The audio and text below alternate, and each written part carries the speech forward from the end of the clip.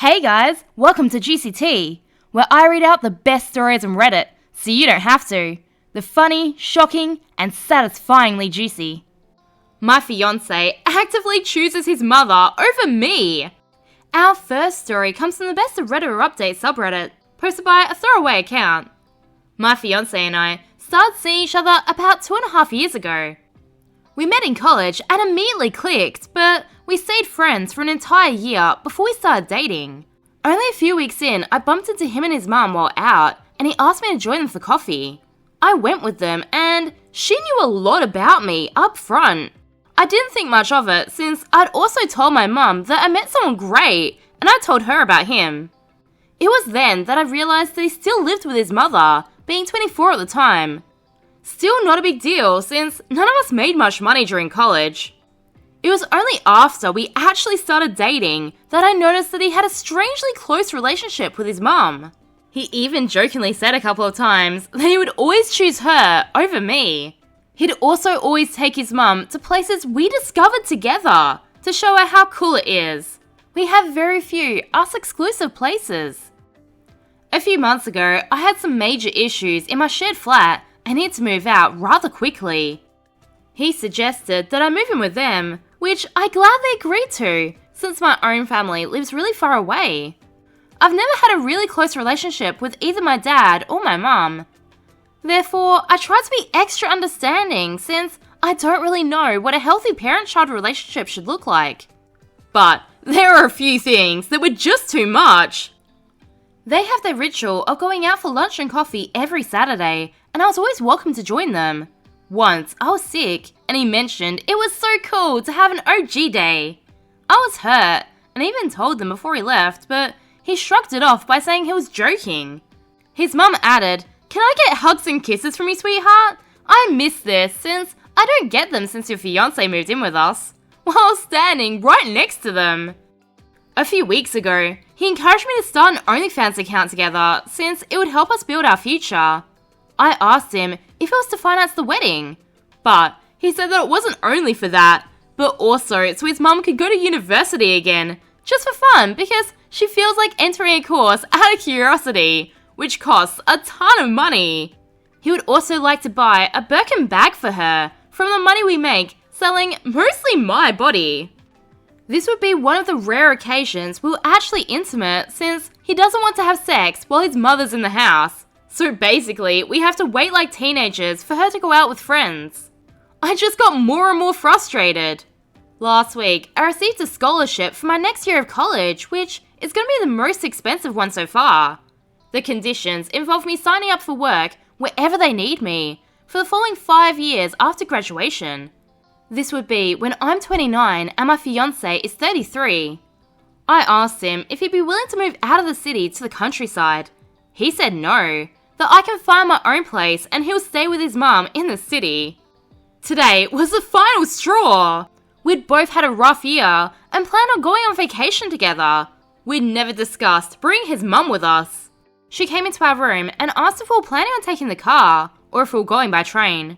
He was stumbling around with words but said, "We plan on taking the train, but if you want to come with us, I'll drive you, of course." She noticed I was upset and went for a walk with me alone, and apologised for the mess she created. She said she'd meant well by raising him as the cool parent and tried to prevent him from being emotionally scarred. She then admitted that he was way too attached to her and is amazed how I was still with him despite their BS. She then told me that she's been softly trying to push him out as she's still paying for most of his living expenses and she just wants to enjoy her retirement. She also told me she'd stopped the extensive hugs and kisses back when he'd reached a certain height where he dug his head into her breasts. She said that was the moment she realised that she had to ease things out. I'm still grossed out by the details she gave and fuming about the fact that she's now officially invited to join us on our planned city trip. Today, I'm heavily questioning if I still want him to be my future husband. How can I help him start his own life? Our life? Is it worth the fight? Thanks from an only child out of a cold, more distant family structure. Down in the comments, OKCopy8869 says, It's definitely a massive red flag that he would consider doing an OnlyFans with you to fund hobbies and luxury items for his mum. Run, don't walk. Opie responded saying the OnlyFans thing upset me too, since he'd be willing to sell my body in order to give his mum something. Update. After reading all of your advice and talking to my therapist about how to approach it, I made the decision to sit down with them. I expressed how their behaviour is impacting me, my mental health, and my everyday life. Right after finishing my monologue, his mum tried to tell me how this form of living is actually normal from an evolutionary biological perspective and tried to compare us to wolves and their packs. She then went on about how we're doing good environmental work by sharing a flat and we could make this work somehow. I just grinned at her and said how enlightened I'll leave this apartment, knowing that I'm one step closer to learning about real biological evolution. I then added how these living conditions are nothing but vile and mental. My fiance wanted to sit down with me alone after this and was willing to put everything behind us in order to keep me. I know this sounds exactly like what I originally wanted, but I just know, from being his best friend, girlfriend, and now fiance, that he's not ready for that right now. I gave him the number of a highly recommended therapist who specializes in family trauma, and I even offered to drive him there and pick him up.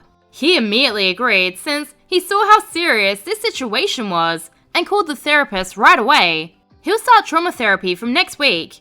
We didn't inform his mum since this situation is already messed up enough. I've already made my mind up that this is not the life I want. I'll take the scholarship and go to med school. My fiance and I called it quits today and have broken off the engagement officially. We still love each other, but agreed, it's best to see what time and therapy can change. It's a 4-hour drive and my fiance will always be welcome. Not as my romantic partner, but hopefully as my dear friend. Am I the a-hole for manipulating my husband into divorcing me? Posted by Kenya 666. Me, 21 female, and Eli, 26 male, got married a year and a half ago. Everything was great at the start, and he was the perfect spouse. Our sex life wasn't lacking, or at least I thought so. We explored kinks together and had sex pretty frequently. About a year into our marriage, our sex life was still pretty active. One day, I noticed my body was off. I had stomach pains and vaginal cramps, and at first, I thought I just had a bad period coming or something. Until I noticed the smell, along with abnormal discharge. I went to urgent care, and my results came back positive for chlamydia. That was 6 months ago, and at the time, I was disgusted and beyond pissed at the news because not only was my so-called perfect husband unfaithful, but he even brought home a little friend. Of course, I confronted Eli about it and demanded to know who it was. And as if I wasn't already crushed, seeing his entire demeanor towards me change honestly broke me.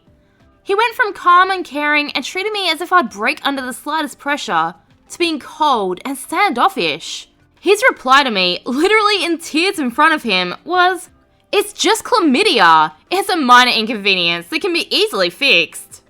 This was a man who wouldn't breathe wrong if he thought it upset me, and I was so used to being treated gently by him. I didn't know how to react at first, but after talking with friends and family, I made the decision to leave. For context, I have really bad PTSD from a past relationship where there was emotional and physical abuse and constant infidelity. I met Eli when he was volunteering at a women's shelter. He helped me with therapy and knew my triggers, one trigger being when I felt belittled. I couldn't just leave with a broken heart and cured chlamydia, but since my husband is well off, he asked that I sign a prenup when we got married, which I didn't mind since I was with him because I loved him.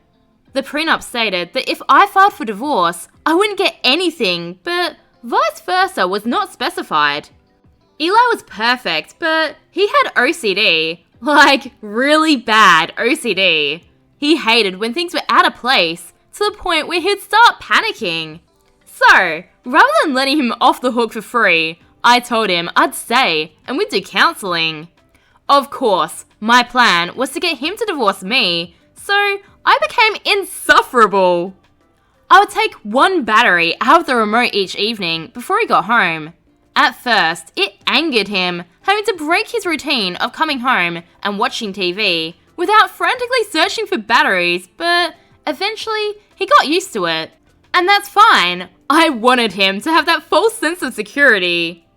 Next, I rearranged all of his things. His toothbrush, his work clothes, and even his house shoes. Anything that he used frequently, I rearranged. He got extremely angry, to the point where we had a screaming match, and it ended with him moving everything back to its original place. And I just moved it again. This went on 2 more times before he sat me down for a serious talk and told me that he felt like he was going crazy. I didn't care.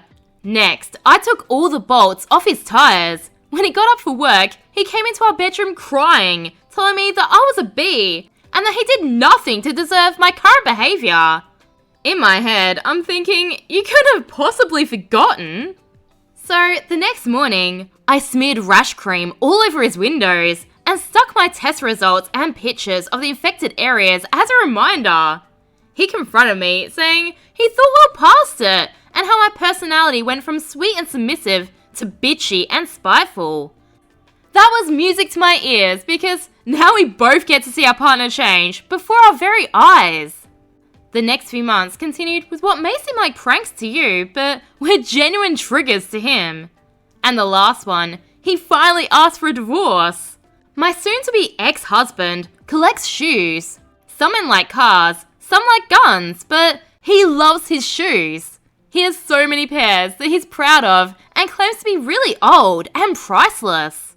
I know if I sold them, they'd fetch a pretty penny, but simply selling them wouldn't have been enough.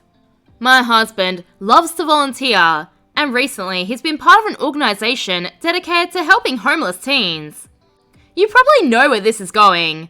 At the banquet, when I was giving a speech during the dinner, I presented his entire collection as a donation.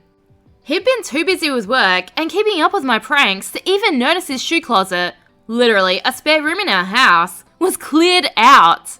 If looks could kill, I wouldn't be writing this right now. He cried his eyes out in the car and wouldn't even look at me. Last week, I finally got him to ask the big question, will you unmarry me?